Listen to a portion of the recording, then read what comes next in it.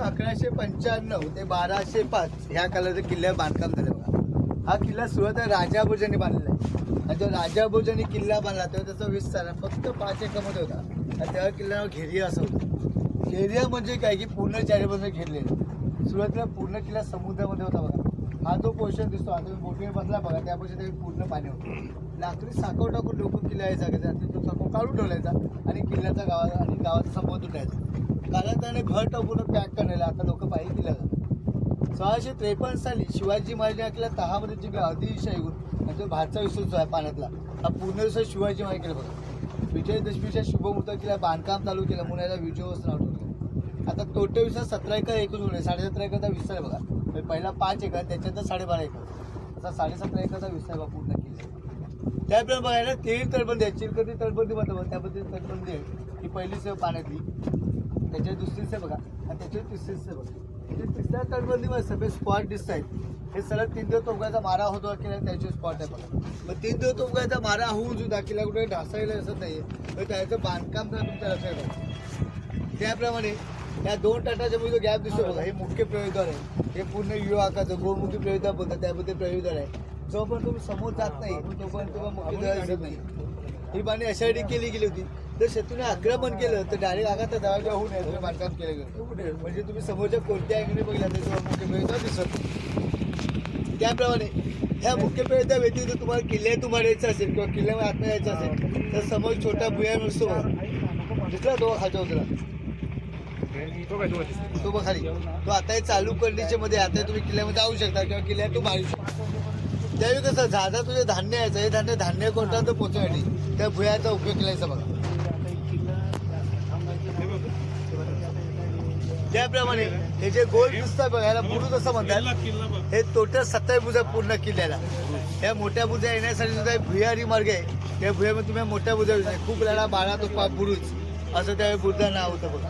हे नाव असे देणार होतं की बुद्ध कायम 12 तोफा तैना असायच्या.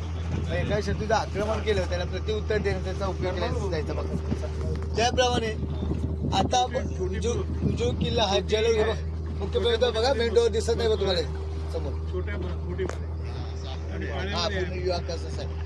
विजू किल्ला हा जलदुर्गाची राजधानी म्हणून ओळखला जायचा. महाराजांचं जे आरमार होतं हे पूर्ण विजू किल्ला होते कान्होजी आणि त्या आरमारचे प्रमुख होते बघा. त्यांची जी झाजं होती ही झाजं नांगरून ठेवण्याची जागा लागायची म्हणजे जशी बघा मुंबईमध्ये माझगावची गोदी आहे तशी जी इथून तुम्ही 30 किलोमीटर खाडीमध्ये आतमध्ये गेला तिथे एक सुकाली गोदी आहे बघा. तिथे ते झाजं नांगरून ठेवलं. त्याप्रमाणे आता आपण जिथे आहोत वाघोटा खाडी म्हणून ओळखले जाते बघा. तिथे 40 किलोमीटर बघा मुंबई गोवा हायवेवर जे खारेपटण झालं होतं तिथपर्यंत ते खाली आतमध्ये गेले. त्यावेळेस व्यापार दृष्टिकोनातून खालीचा खूप मोठा उपयोग केला जायचा. झाजात तुमचं इतर साहित्य तर साहित्य कोल्हापूर त्या पायथ्याची पोचवली त्या खाडीचा उपयोग केला जायचा. सुरुवातीला राजाबळीतून 5 एकर किल्ला बांधला होता. हा किल्ला फक्त या खाडीवर कर उचलूसाठी बांधला गेला होता. या खाडीवर खूप व्यवसाय चालायचा त्याच्यावर कर मिळावा या तिथे बांधकाम केलं. 12 शतकामध्ये युद्ध विषय नव्हता. त्याप्रमाणे खाडीमध्ये 2 जिल्हे वेगळे झाले आहेत. हा सिंधू जिल्हा आहे बघा आणि रत्नागिरी जिल्हा समोर दिसतोय. कोकणामध्ये बघा मध्यंतरी अणुऊर्जा प्रकल्प जैतापूर म्हणून हा डोस पूर्ण डोस ऐकवा केला अणुऊर्जा प्रकल्प होण्याच्या प्रकल्प आहे. त्याप्रमाणे आता आपण खाडी तो अरबी समुद्र दिसतोय समोर अरबी समुद्र आणि खाडी याचा संगम दिसतोय. पाण्याचा कलर थोडा चेंज दिसतोय बघा. दिसला थोडा कलर चेंज दिसतोय. त्या पुढची माहिती तुम्हाला पुढच्या स्पॉटला दिसतोय. तुम्हाला थोडी डॉट माहिती दिसणार काय बघूया.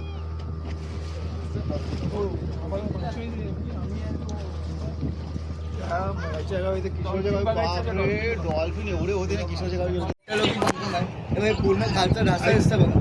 परंतु वस्तू बघा त्याच्यात आहे ते लव्ह सीट असल्यावर आता उभा होता. त्याप्रमाणे तटबंदी गोडापानची विहीर आहे. किल्ला तिन्ही बाजू समुद्रामध्ये आहे परंतु वर्षा 12मध्ये विहीर गोडापान आहे जे विहीर बांधतात. त्याप्रमाणे त्रिकोण दांडीचे बघा किल्ल्यावरती आहे तिथे भुयारीमध्ये गेला सध्या आनंद समोर वाडा आहे कौरव 56 तो त्यांचा वाडा आहे. हा भुयार मार्ग ब्रिज करून तिथे वाड्यापर्यंत गेला बघा. पूर्ण पद्धत आहे तुम्ही तिची एंट्री आहे उद्या पाहू शकता. त्याप्रमाणे वर्ष 12मध्ये सगळं घाटाचा प्रवास केला आधार पूर्ण डॅमेज चाललं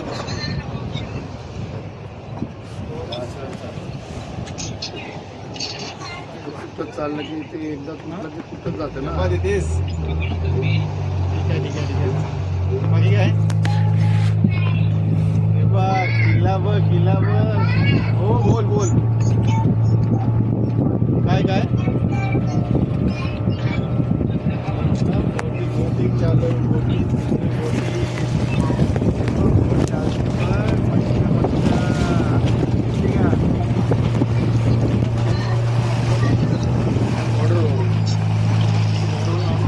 मिनिट होतं ताईचं झालं की ताईचं झालं की फोन होते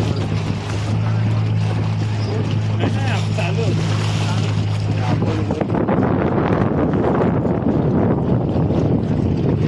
जायला का मार्ग सुट्टी आहे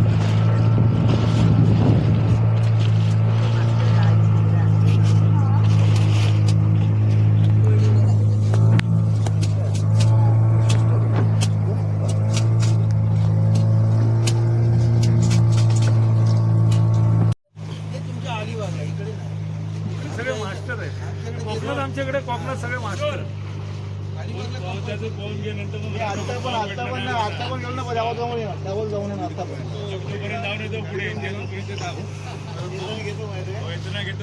हा तू आता इकडे जा परत आम्ही फिरून येऊ दे तुला पिकअप काय माहिती नाही ते बघूया फोन करायला लागेल तेवढं किल्ल्यावर लक्ष द्यावा हे वरतीचे गणेश हाऊस आहे हे महाराष्ट्र शासनाने बांधलेलं आहे आणि त्याच्याखाली धान्य कोठार आहे धान्य कोठार राजापूरच्या काळात आहे पण राजापूरचा 5 एकर किल्ला मला त्यावेळेस ते आहे बघा धान्य कोठार या धान्य कोठारचं वैशिष्ट्य बघा त्याच्या 4 म्हणजे भिंत पूर्ण दगडी बांधकाम आहे पण छप्पर आहे सुद्धा पूर्ण दगडी बांधकाम बघा आणि अद्याप ते कुठेही लिकेज नाही त्याप्रमाणे तेव्हा हे दोन दगडीचा पाण्याच्या लेवल आहे तिथे 40 मीटर लांब आणि 6 फूट उंची ज्यावेळी पाण्याखाली भिंत होती बघा ती भिंत अशाने बांधली गेली होती की ज्या शत्रूच्या ज्या बोटी असायच्या त्याच्या पाण्याचा आकार वियासारखा असायचा त्या बोटी इथे अजून कुठे आहे तो बांधकाम केलं गेलं बांधकाम पक्का बांधकाम होतं दगडा दगडून ते बांधकाम केलं गेलं आता बोलते औषध पूर्ण भिंत उभी नाही बघ त्याप्रमाणे आता आपण अडवीसमध्ये एंट्री केली तर उज्या साला गेलं तर रत्नागिरी मुंबई आणि 10 साला गेलं तर मालवण गोवा अशा पद्धतीने आता पाहू हॅलो बोल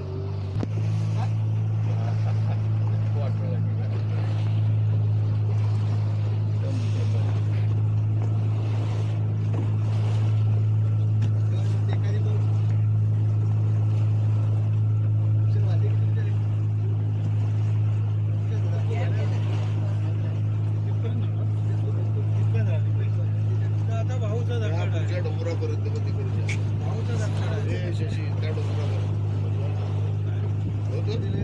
बघा आता आज हे पाणी आपल्याकडे ना त्या दुकानात बंद हे पाणी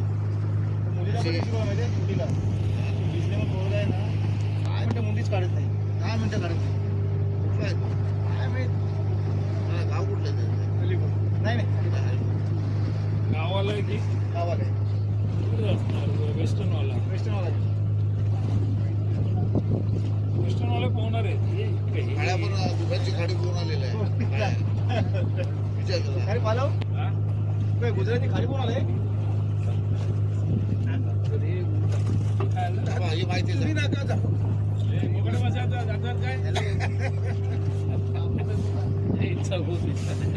महाराष्ट्राला लावले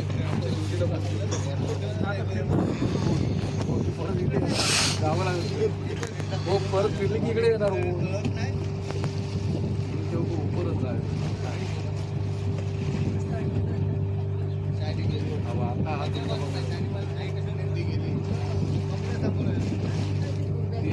हे धान्याचं कोटा ना हे धान्याचं